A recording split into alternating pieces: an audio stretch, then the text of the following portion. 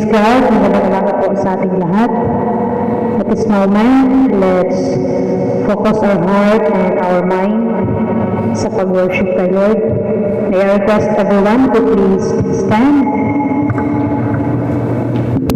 as we sing the song, A Pure Heart. Let's open our heart and let's to worship the Lord.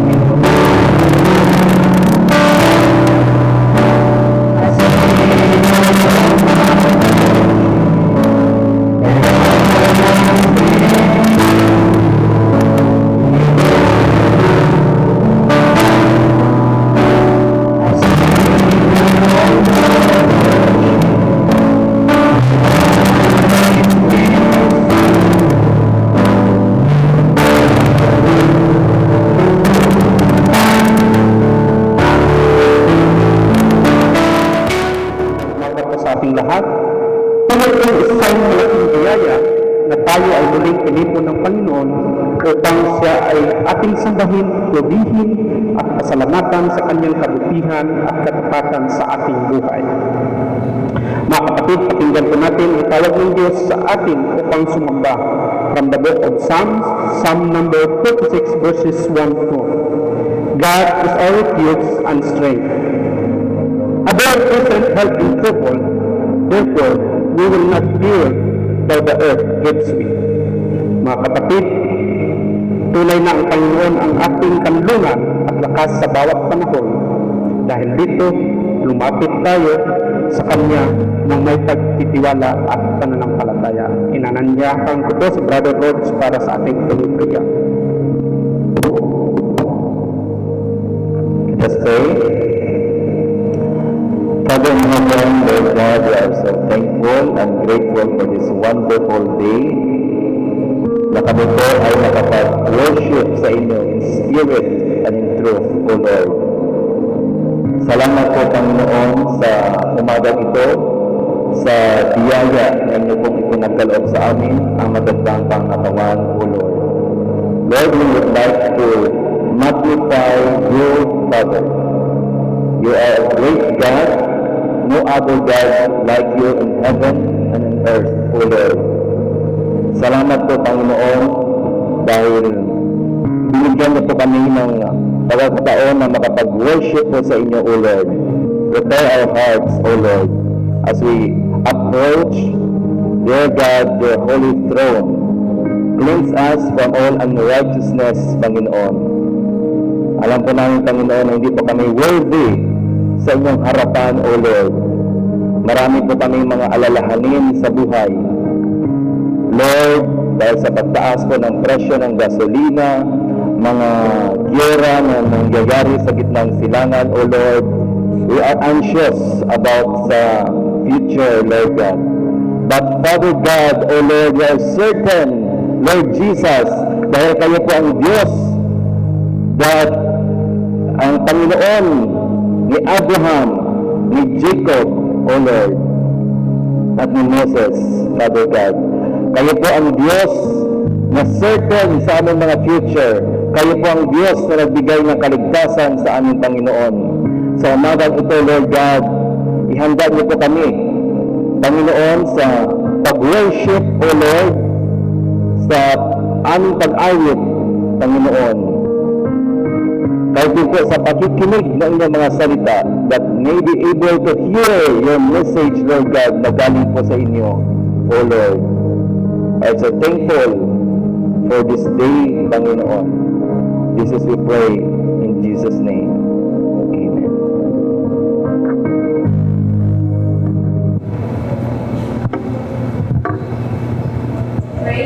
Good morning again. Good morning sa ating lahat. Ibang magpasok sa Lord na may balat sa ating puso. Amen. Kapagin mo na po ang kasama mo, katabi mo, nasamahan natin ng Diyos na may galak sa ating puso sa araw na ito. Amen. Hallelujah. Ayaw ko kalakpan.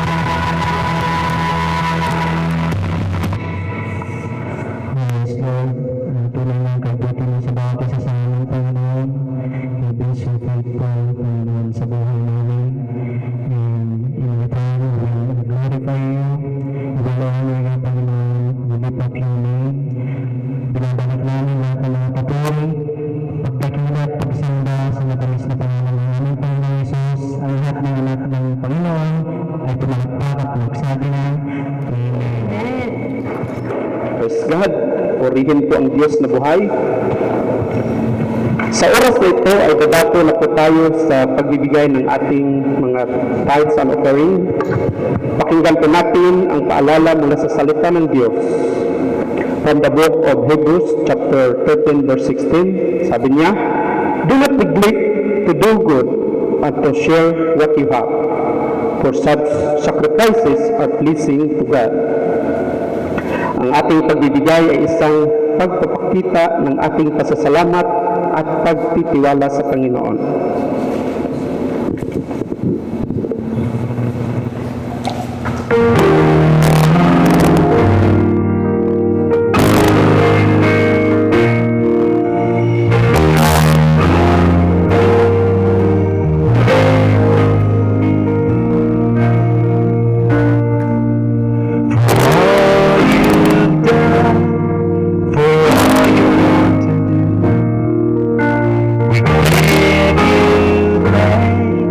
And we lift our praise to you.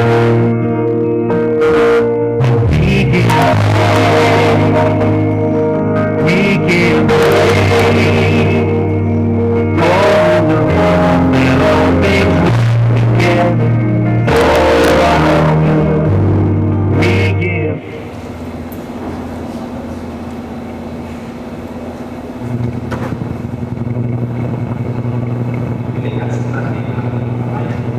Para sa pagdasal po natin ng ating mga tithes and offering.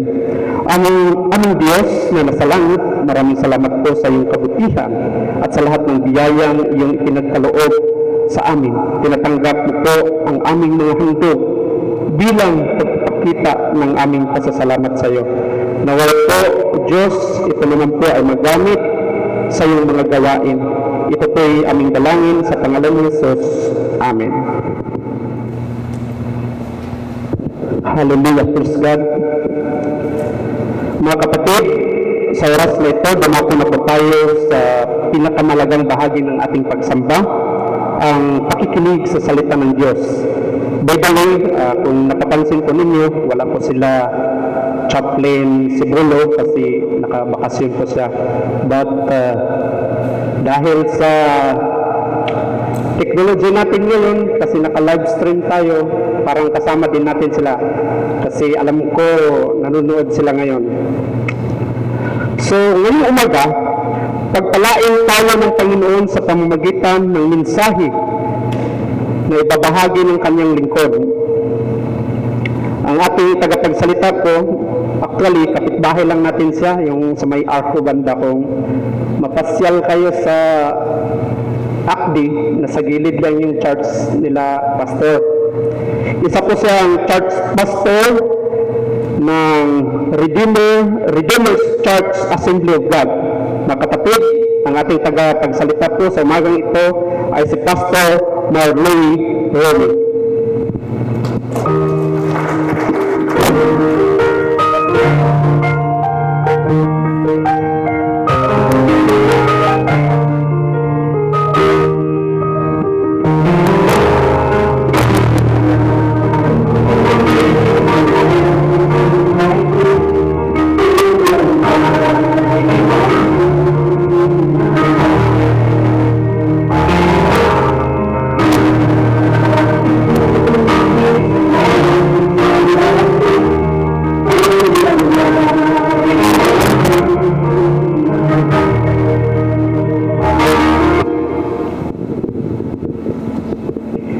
Isang mapagpalang umaga sa bawat isa na naririto. Tingnan nga po ninyo ang inyong mga katabi, kung talagang pinagpapala ang inyong mga katabi. Ayan, amen, praise God. Bigyan natin sila ng mga magagandang ngiti. Huwag yung nakasimangot, bawal nakasimangot. Ayan, praise God. This morning, I really thank the Lord for giving me once again the opportunity to speak po in behalf po kay Pastor Sibulo, no? Kay Chaplain Sibulo. At alam ko si Pastor Sibulo ngayon ay kasama ang kanyang wife at sila po ay nag-enjoy sa kanilang vacation. But I believe meron pa rin silang mission na ginagawa in spite of wala sila dito. Amen? So, that is my second time here to speak in front of you. Iilan lang po sila last time, pero ngayon pa nagulat ako na puno yung kabilang side. Dati ito lang na puno, ngayon meron na dito. Pakilala ko lang po ang sarili ko. Ako po ay si Brother Mar or Pastor Marlo. Mar na lang, parang Marohas. At ako po ay taga Luzon. Pero ang aking magulang ay taga Pampanga at Cotabato. Paano nangyari? Ang layo nila pareho. Because my father is a military also. Air Force po siya. And he was assigned here noong 1972 during martial law. And then, nakita niya ang aking mother dito sa Cotabato City. And then, to make the long story short, mag-asawa sila. Before they got married, they decided to stay, no? Doon sila mag-start ng kanilang kingdom sa Laguna. And there, ako pinanganak. Ngayon, bakit ako narito? It's because of my past career na nasa marketing side ako. Dinala ako ng Panginoon dito, but still my heart, meron pa rin akong heart sa Cotabato since my mother is a Cotabateña at Chavacanoan, Rocha, Gonzales, Pasco, etc. etc. So pumunta ako dito, no one wants to come with me kasi ang balita sa Manila, pag pumunta ka ng Cotabato City ay kakatakot. Hello, sabi ko sa kanila, alam mo mag-market tayo doon? Safe man! Ang gara na sa bundok, wala sa city, sabi kong ganon. And I'm going to the city. Ikaw na lang. Sabi niya ganon. Okay, no one wants to be with me. So, moving forward, nandito ako, napunta ako dito ako nag-market. At yun, na-market ko rin ang aking wife. Dito ko rin siya nakilala. And then, before we got married, we decided to stay here in Cotabato City rather going to Laguna. Bakit? Kasi 100 pesos mo sa Laguna o sa Luzon, hanggang dito lang. Pero ang 100 pesos mo dito sa Cotabato City, umaabot ng tiyan. You know what I mean? Ang standard of living sa Luzon is very high, no? Hindi ko naman sa tinatakot yung iba dito na gustong pumunta ng Luzon, no problem. But siguraduhin na meron pa masahe pabalik. Okay, so ngayon pang umaga, ang pag-uusapan ko natin, sabi sa akin ni Chaplain Sibulo na ang topic po natin is hold on, God is in control. So, ang ating pag-uusapan is God is in control. Nasa Psalms chapter 103 verse 19. As we look around our world today, marami pang mga uncertainty. Marami pang gera na nangyayari. Before, it was in Ukraine. Now, nasa Middle East na po ang mga gera na nangyayari. And then the death and destruction ay nandoon po. There is a natural disaster which harm a lot of people. May mga earthquakes, may mga tsunamis and everything around the world. And then, there's even trouble in the financial markets.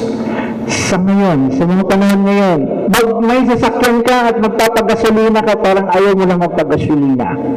Gusto mo na lang magbisikleta. Why? Ang taas ngayon ng gasolina. Yesterday, nakita ko sa pinapagasolinahan ko is 83 ang diesel. Pero sa ibang gasoline station, it's 93 pesos already.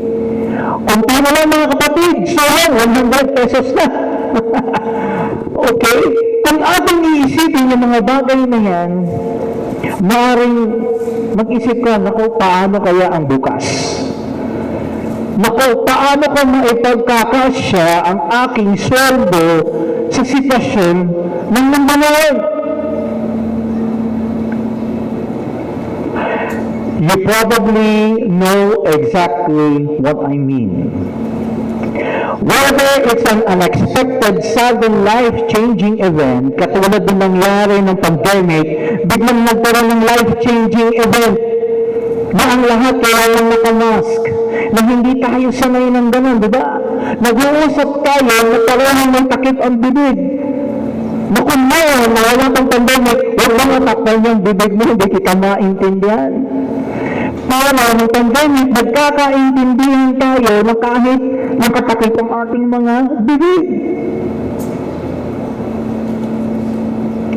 Many mga sudden changes, unexpected, sudden, life-changing even sa mga panahon po natin ngayon. Mga patong-patong na serye ng kahirapan o pagsubok sa buhay. Ano mo yung pakiramdam na natali ka sa iba't ibang mabibigat na pangyayari sa buong mundo? In troubled times like this, ito yung nagiging factual threats sa buhay po natin ngayon. No? Sa ibang tao, nagiging factual threats yan. In what way? Sa health nila,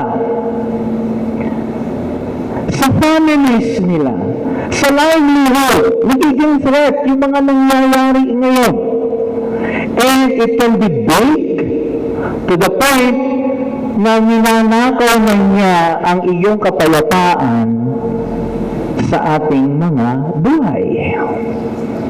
Parang yung peace of mind mo, ninanakaw ng sitwasyon o mga circumstances sa nangyayari ngayon.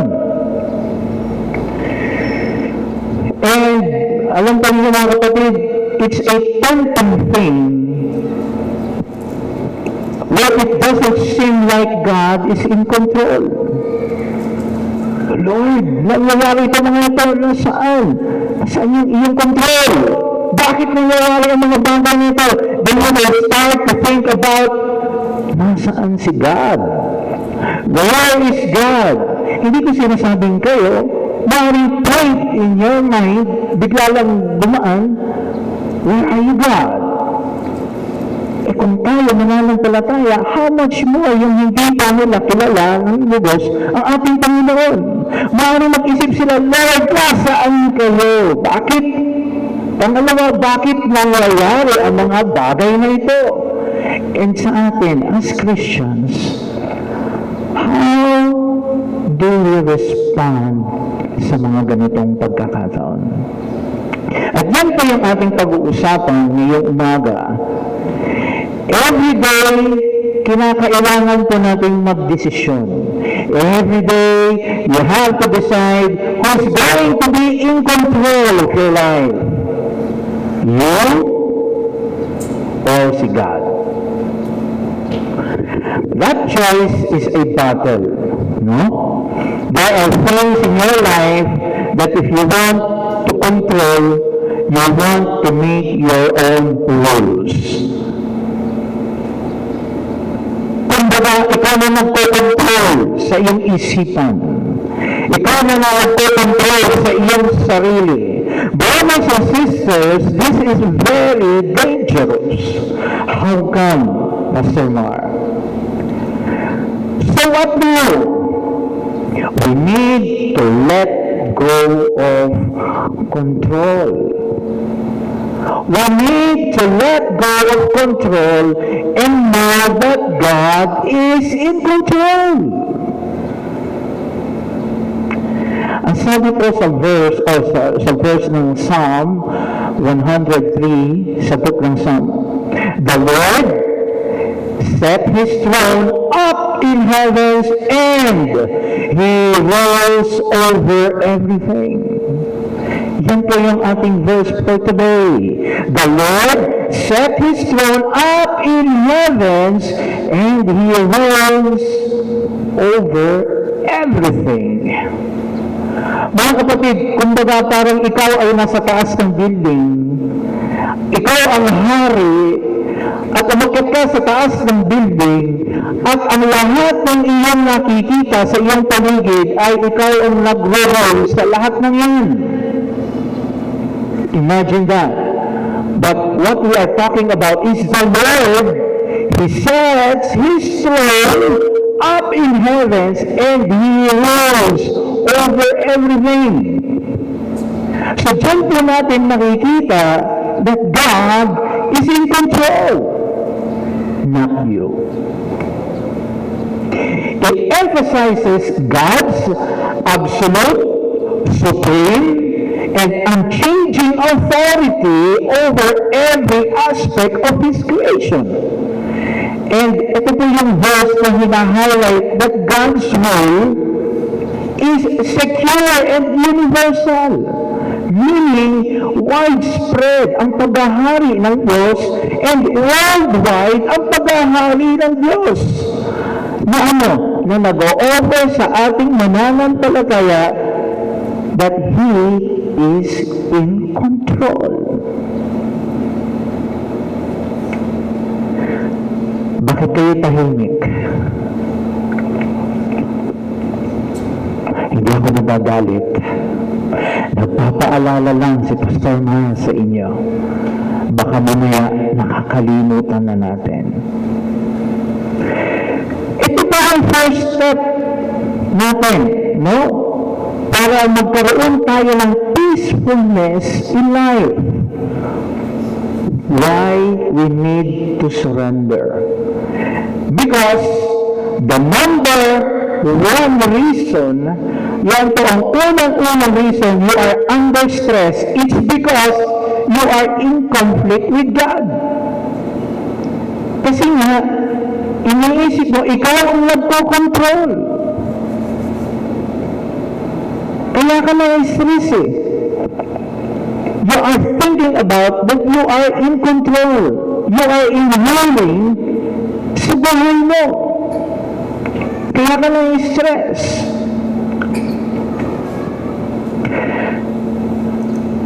You are trying to control things that only God can control. Tandaan ko ninyo yan, mga kapatid. You cannot control your spouse. You cannot control your kids, your job, yung magiging future mo, o yung nakaraan mo, or any of that stuff, hindi mo yan makokontrol. The more, tandaan ko ninyo mga kapatid, brothers and sisters, the more you try, the more you are trying to play God. Para kang iniisip mo na ikaw ay Diyos. If you think that you are in control, you are thinking that you are God.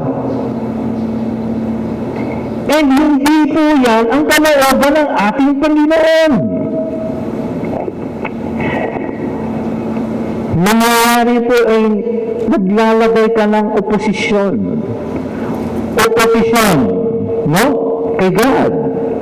That puts you in opposition to God. Not only are you going to lose that conflict, also you are going to be tired. Kapag ino-oppose mo si God, ang mangyayari niyan, hindi ka talagang nananalo kahit anong gawin mo. At darating ang panahon, mapapagod ka. Why? Because you oppose God. Because you are thinking that you are in control. Wherein the truth is, God is in control. Ano pa ang sabi sa Isaiah? No? Ano pa ang sabi sa Isaiah? Pero bago po tayo pumunta doon, ang sabi nga, you cannot control your spouse, di ba? Meron po ditong isang picture of a man pushing a large rock. Meron pang isang tao na siya po habang siya ay natutulog, biglang may nag-flash na liwanag. At nung siya nagising, may narinig siya na isang malakas na boses, na malalim na boses. Ang sabi ng boses na yun, anak, lumabas ka ng iyong bahay at may makikita kang isang napakalaking bato.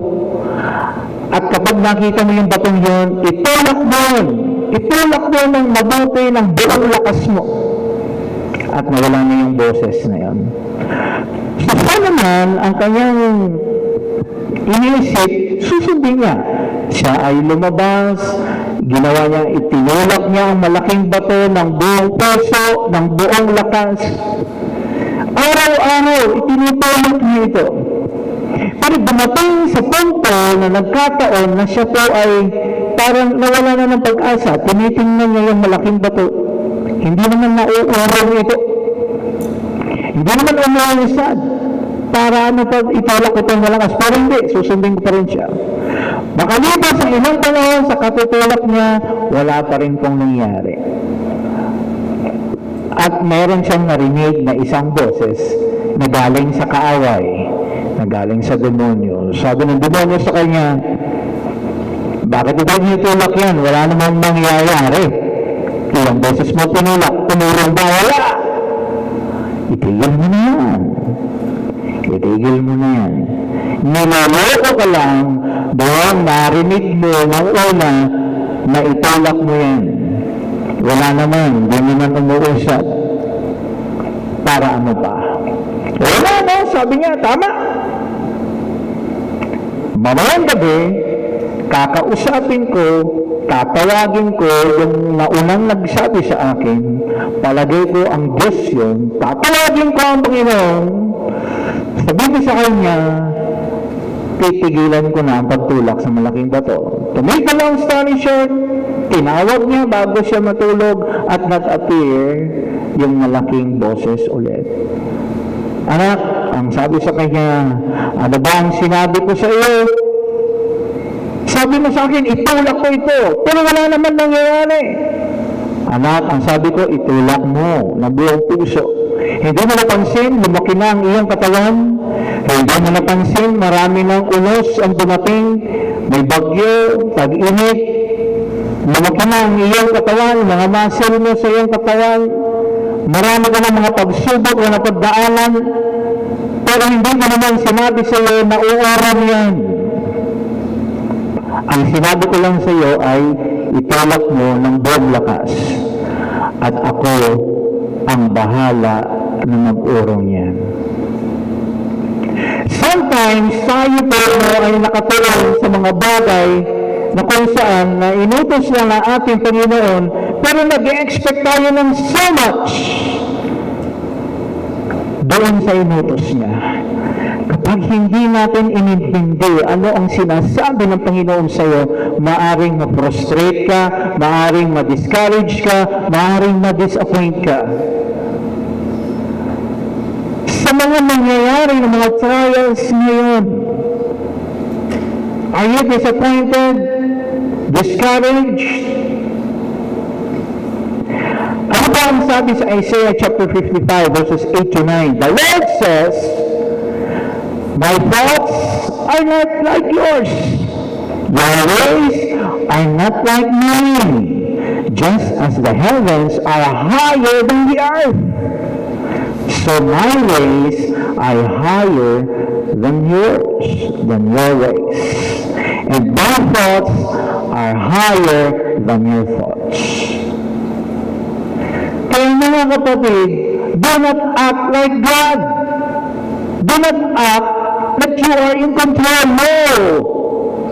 God is in control.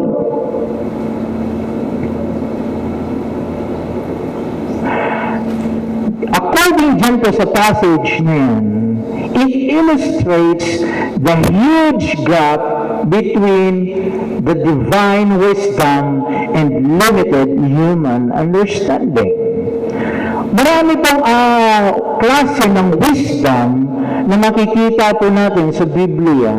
But in the book of James, chapter 3, verses 15 to 17, again, James chapter 3, verses 15 to 17, sa Tagalog ay Santiago, no?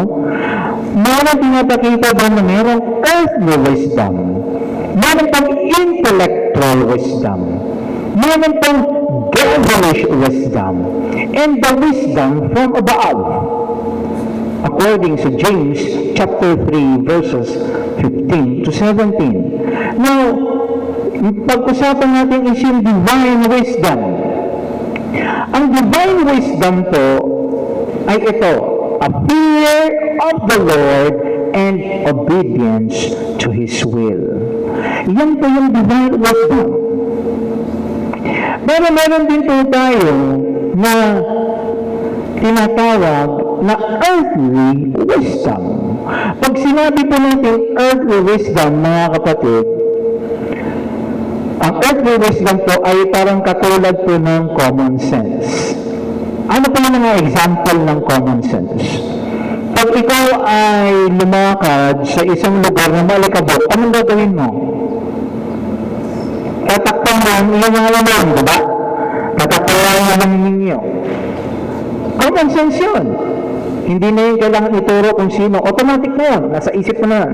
And that's common sense. Pag pumunta ka sa isang lugar na hindi maganda ang amoy, tatakpan mo rin ang ilong mo. Tama? And that's common sense. Pero, alam po ninyo, ang earthly wisdom, it also, nakakasama po dyan ang characteristics ng selfish ambition, bitter envy, and self-seeking, manipulative nature of a human. Part ng earthly wisdom yan.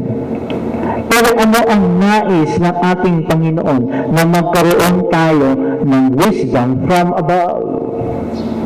Divine wisdom. Ano po ba ang sabi po sa Proverbs 19:21? Many are the plans in a person's heart, but it is the Lord's purpose that prevails. Marami kang plano sa iyong buhay, sa iyong mga puso, sa iyong isipan na gusto mong mangyari, pero ang purpose ng Panginoon, yun ang magwawagi. So saan ka lulugar? At kung saan ang purpose ng Panginoon sa buhay mo. If you want to be successful one, if you want to prevail in your life, you need to be with the Lord's purpose in your life. Mga kapatid, alam mo ba ang purpose ng buhay mo? Kung hindi mo pa alam ang purpose ng buhay mo, marami pong sinasabi ang Biblia kung ano-ano po ang purpose ng Panginoon sa buhay mo. Hindi ka lang basta sundalo. Hindi ka lang basta negosyante. Hindi ka lang basta teacher. May plano ang Panginoon sa buhay mo. God's promises are not canceling yung mga krisis nang nangyayari sa ating mundo. Bakit? Ang miracles po ay part of His plan. Marami pong miracles sa pwedeng gawin ang Panginoong Diyos, no, sa buhay natin.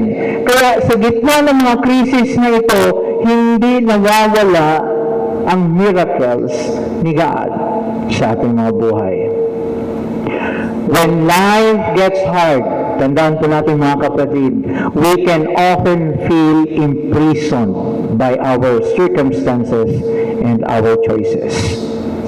In this current season of uncertainty or doubt, mga kapatid, we may feel helpless and overwhelmed, but we still have the same access to God's strength.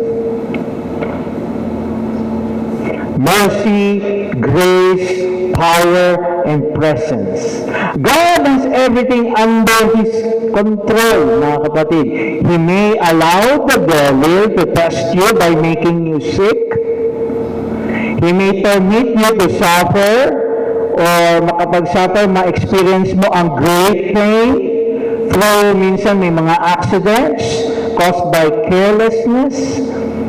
And through vicious attack, maka-experience ka ng mga atake ng mga tao sa iyo, ng mga pinagsasabi nila ng kung ano-ano.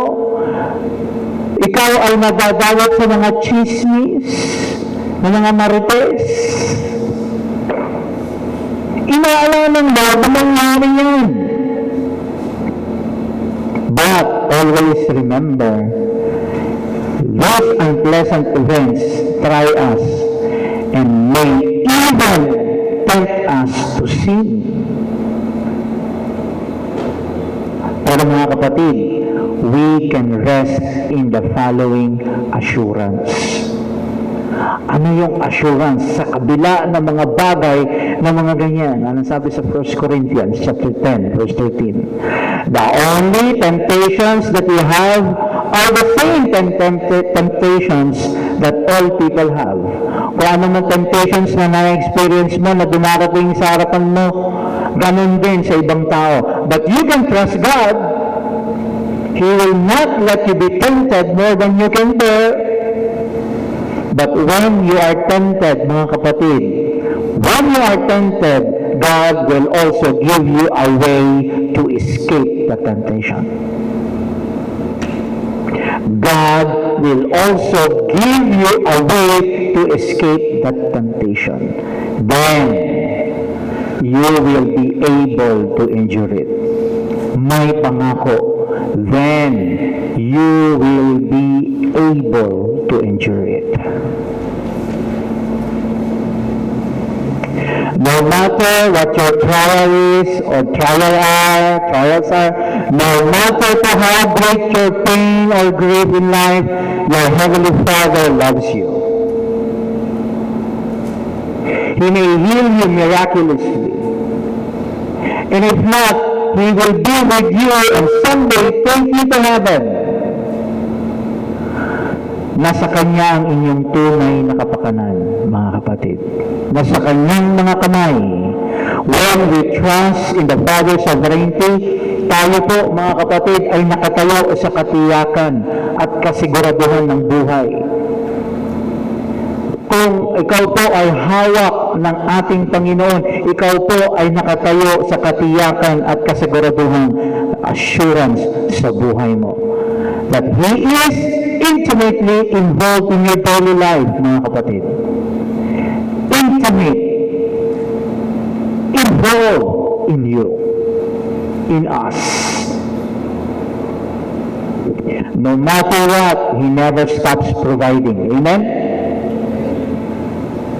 Ano man ang maging sitwasyon ng takbo ng mundo natin, He will never stops providing.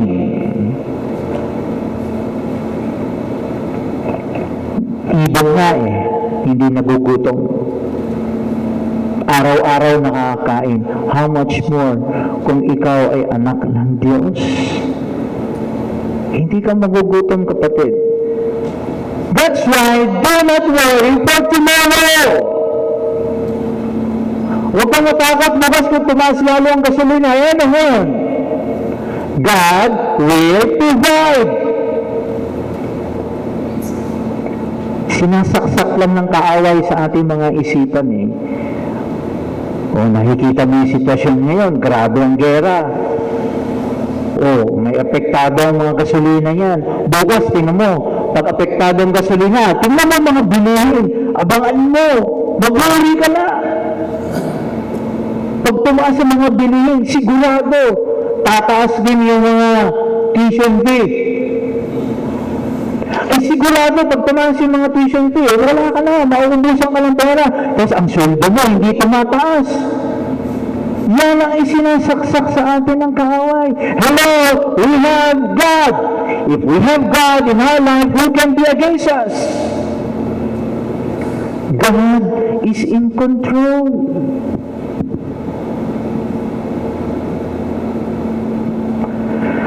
Kaya mga kapatid, huwag kang matakot. No matter what, He never stops providing. He never stops protecting you. He never stops caring for every believer.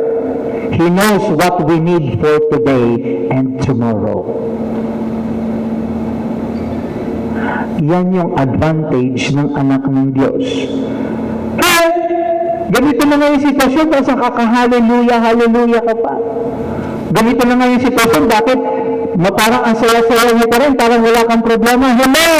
Meron kasi kaming Panginoong Diyos meron kaming Panginoong Jesucristo sa aming buhay.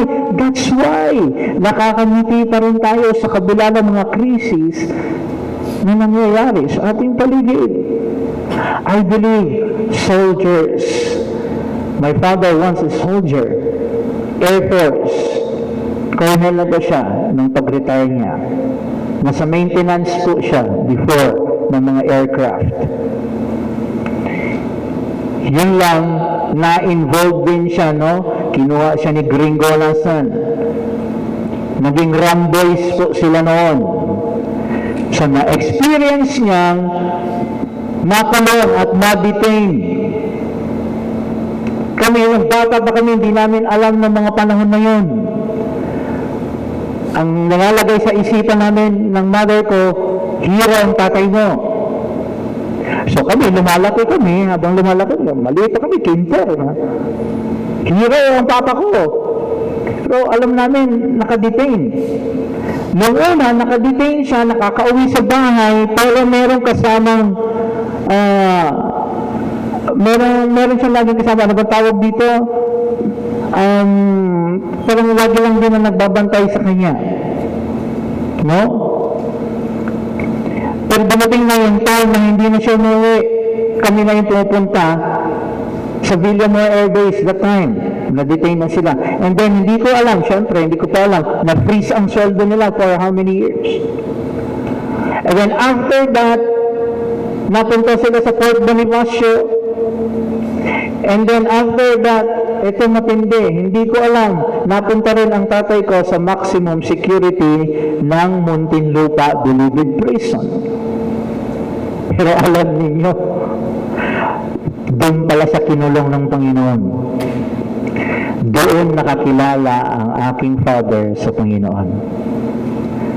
Nag-aral siya, may small Bible school. And doon kami po ay naka-experience sa pumasok kami sa Bilibid. Para kaming artista. Na para bang, mga taong nakapaligid sa amin, para kaming bisita ng lahat, para kaming artista. Ang father ko nakakilala sa Panginoon sa loob ng bilangguan. May plano ang Panginoon. Kami hindi naman.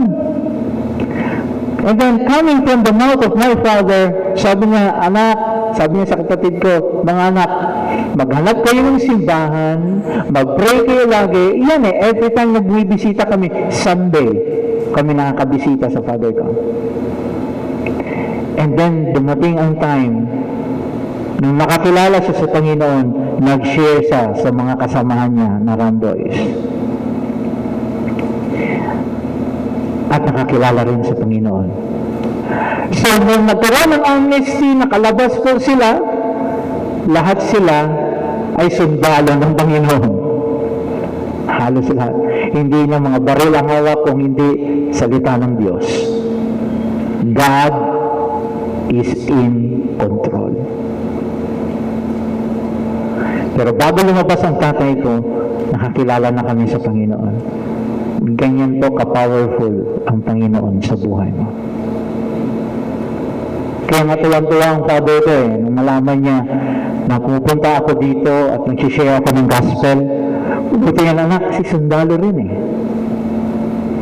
Maganda yan anak, kasi naibabahagi mo ang salita ng Diyos sa kanila.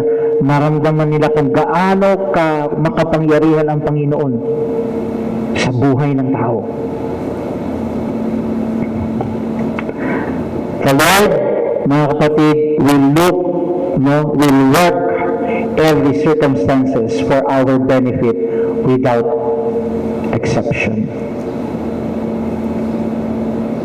Ulitin ko. The Lord will work every circumstance for our benefit without exception. When the situations are more difficult, brothers and sisters, maaaring bumaba ang iyong kumpiyansa sa sarili o sa buhay. But the Scripture promises, sabi po sa Roma, no? Alam natin na nasa lahat ng bagay, gumagawa ang Diyos para sa ikabubuti ng mga umiibig sa Kanya. Na kanyang tinawag ayon sa kanyang layunin. Sa mga kapatid, kaya ka nilagyan ng linya yung umiibig sa Kanya. Kapag ikaw ay umiibig sa Diyos, no? Gagawa siya ng mga bagay sa buhay mo. Pero kung hindi ka umiibig sa Diyos, huwag mong asahan. Now, the question is, iniibig mo ba ang Panginoong Diyos, ating Panginoong Jesucristo? If that's so, mga kapatid, malinaw, ang lahat ng umiibig sa Kanya, no, ay gagawan niya ng mga bagay na ikabubuti mo. So, why worry? Bakit ka mag-aalala? God is in control.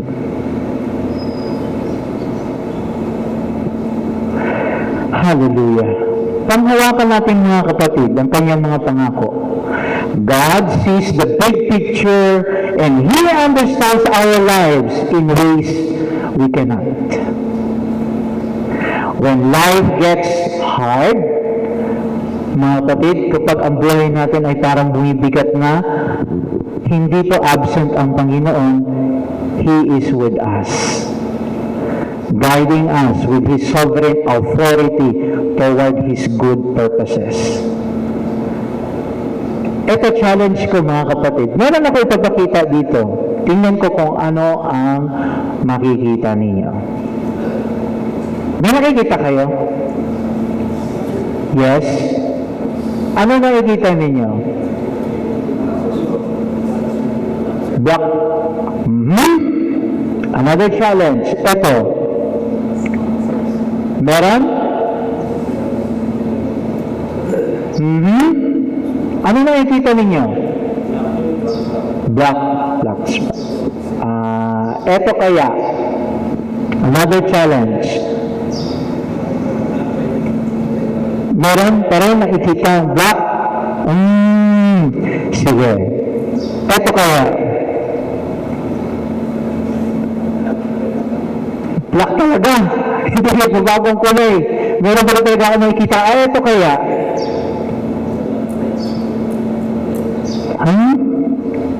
Meron pa rin talaga may black. Ito kaya. Wala na?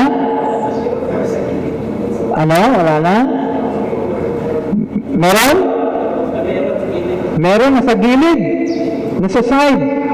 Upper left. Sa inyong screen. Meron pa rin. Ano ba ang gusto ko pang sabihin dito sa inyo mga kapatid? Yung death na yan, problema yan. Pero hindi natin napapansin yung puti na lang sa likod ng itim na yan. Yan yung Panginoon. Ganyan kalaki ang kalawak, ang kakayahan at kapangyarihan ng Panginoon. Tinitingnan ninyo, ilang slides yan, inaabangan ninyo black. Yung problema pa rin, dyan pa rin yung problema. Hindi nyo alam, problema pala yan. Ang focus natin ay nandoon sa itim na yan, pero hindi natin napapansin sa laki ng puti na lang sa paligid niya, yun yung kapangyarihan ng ating Diyos. And sometimes, tayo mga kapatid, dyan tayo natatalo, nafo-focus tayo kahit kapag galit-lit. Tingnan nyo nga, wala na nga sa harapan pero hinanap nyo pa yung problema. Sinabi pa ng isa, ay yung problema nandun sa gilid. That's a simple illustration in us. Mga kapatid, God is in control. Lumiliit ng problemang yan habang nakafocus ka sa Panginoon. At darating ang time, mawawala na yan. Klaro?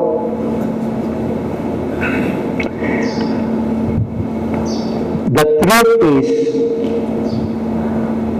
we don't know what the future holds, right? But when we give our lives to God, He can be trusted with our future. Regardless how difficult it feels or how many struggles we face, regardless of that, we can still trust in Him to bring about good in our lives.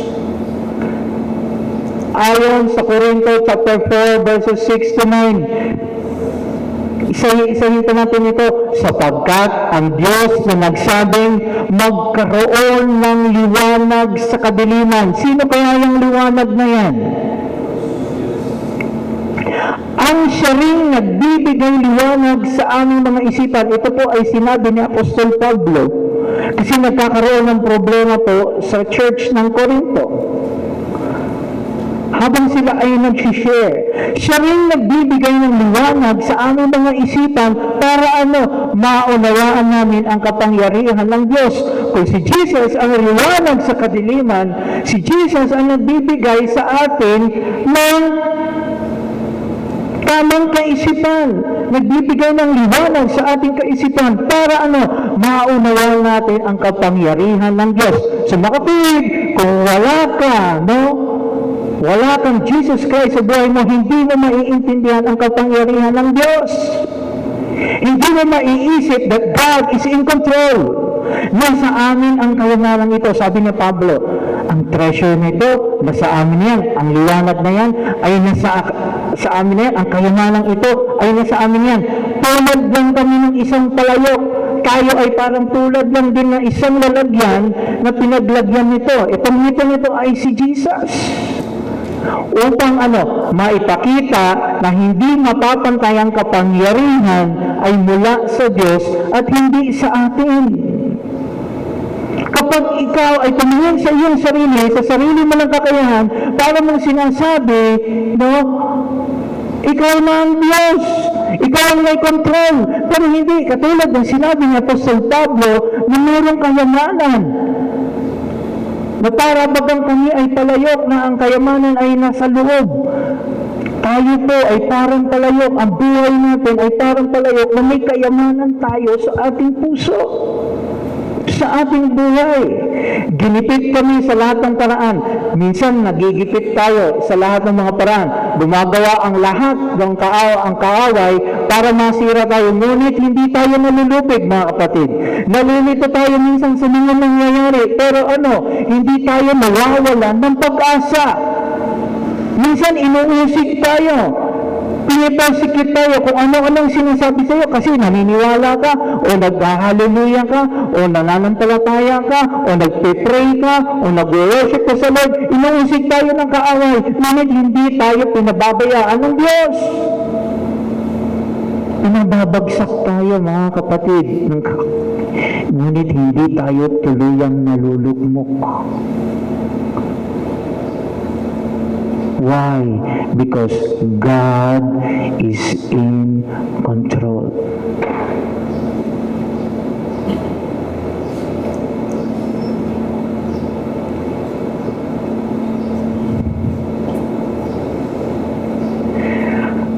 According to kay Paul, nakasama niya si Timothy, he defends his ministry. Tayo po ay may ministry sa family, sa friends, sa church. Paul defends his ministry at yung integrity. He also emphasizes that his preaching focuses on Jesus Christ rather than himself. Kaya mga kapatid, hindi lang sa loob ng simbahan ito, paglabas mo, how are you? Are you preaching the Word of God?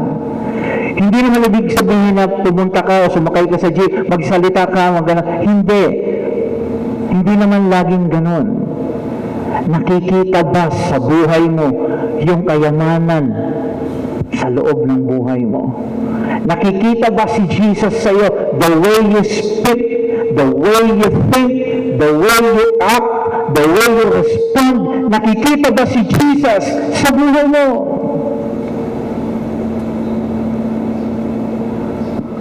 May isa pang bata na nag-aabang siya sa isang karpintero nang sabi ng mga tao, ay ang karpintero na yan, napakagaling yan, mabait yan.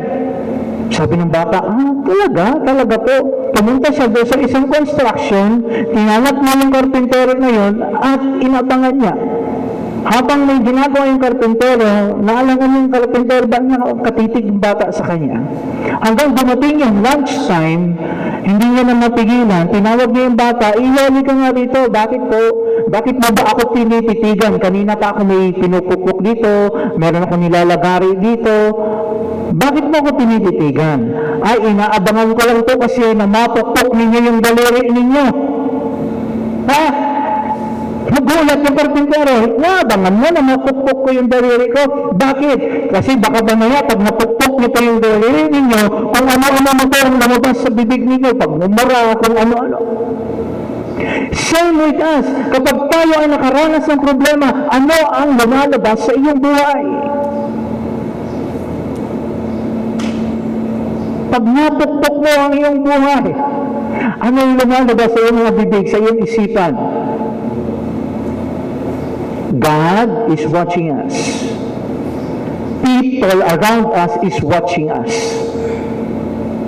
Dahil nag-aabang sila sa itim na pagkakamali natin. Kumbaga, magkamali ka lang ng maliit, parang nalibutan na yung lahat ng mabuting nagawa mo. Mag-ingat kayo, mga kapatid. Sabi nga po sa 2 Corinthians chapter 4 verses 16 to 18, that is why we never give up. Our physical body is becoming older and weaker. Totoo po yan, nangyayari po yan, ilang taon na po tayo ngayon. But our spirit inside us is made new every day. We have small troubles for a while. Take note. But these troubles are helping us gain an eternal glory. That eternal glory is much greater than our troubles. So we think about that we cannot see, not what we see lasts only a short time, and what we cannot see will last forever. Nakikita mo ba ang langit? Hindi. Pero nakikita mo yung mga problema sa paligid mo. Yan yung mga nakikita natin. For a while lang yan, yung mga troubles na yan. Pero ano yung maganda? What we cannot see will last forever. Yung kalangitan. So mag-invest ka ng mga bagay na para sa kalangitan. Dahil yan yung maglalast forever. Yan yung tingnan mo. Huwag mong tingnan yung mga problema dumarating sa buhay mo. Why? Because small troubles for a while lang yan, mga kapatid.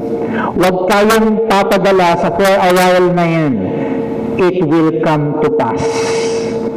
Dadaan lang yan sa buhay mo.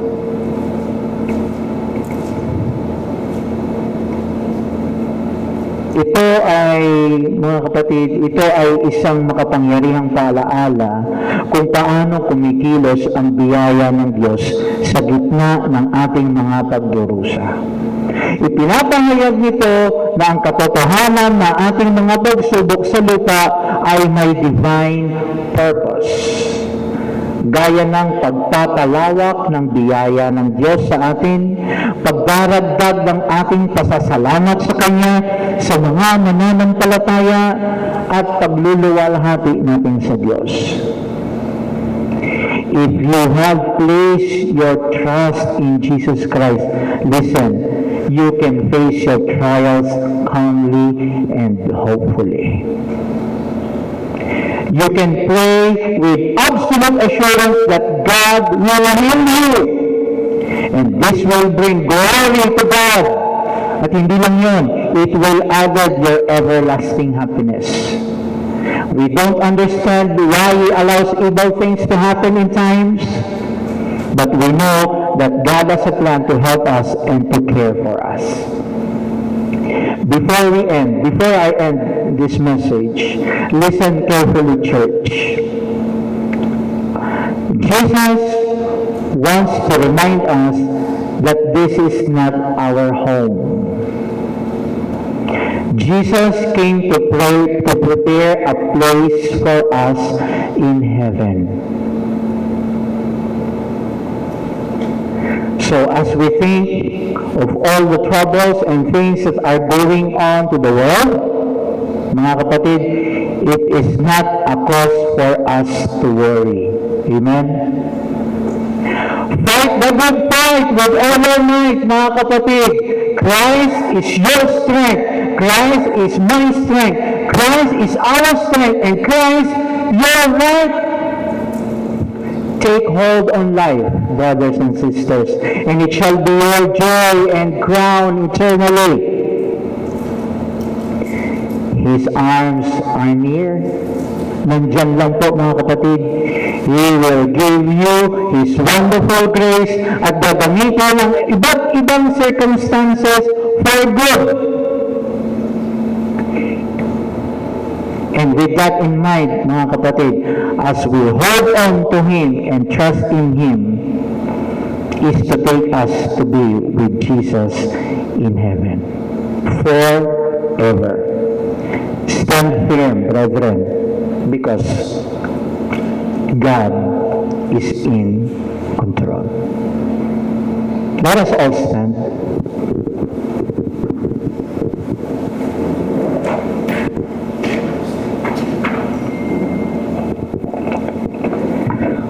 Father God, Lord, this morning, O God, you see us, O God. Here we are, Lord, standing in front of you. You know all, Panginoon, everything in our lives, in even the number of our hairs, O God. Father, you know our needs, Panginoon. But we thank you for everything, Panginoon, in spite of all the challenges in life, in spite of all the trials, persecutions, Panginoon, because of you, Lord, we thank you, Lord. Because, Lord, we know, Panginoon, that you are just using these things, Panginoon, para lalo po kaming tumibay, lalo kaming manampalataya sa iyo, lalo kami, Panginoon, hahawak sa iyong mga pangako, Panginoon. At lalo kami, Panginoon, titibay, Panginoon, bilang mga anak ko ninyo. Thank you for choosing us. Thank you for reminding us that you are in control of everything, O God. Father, we thank you, Lord. In Jesus' name, amen. Amen.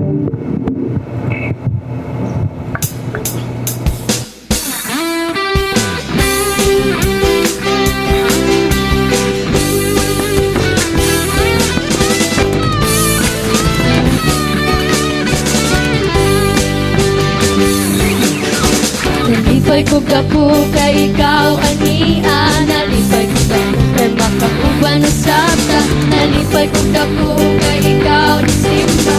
Soon ko kumusta ka na?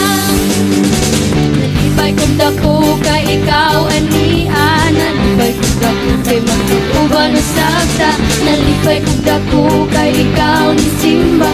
Soon ko kumusta ka na?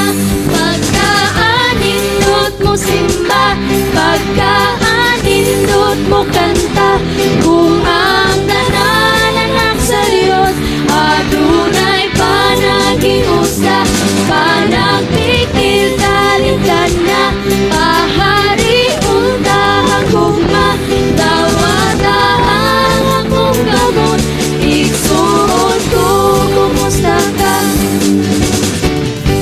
Ako kay ikaw ania, nalipay ko dako kay makauban na sabta, nalipay ko dako kay ikaw ni simba. Igsuon ko kumusta ka na?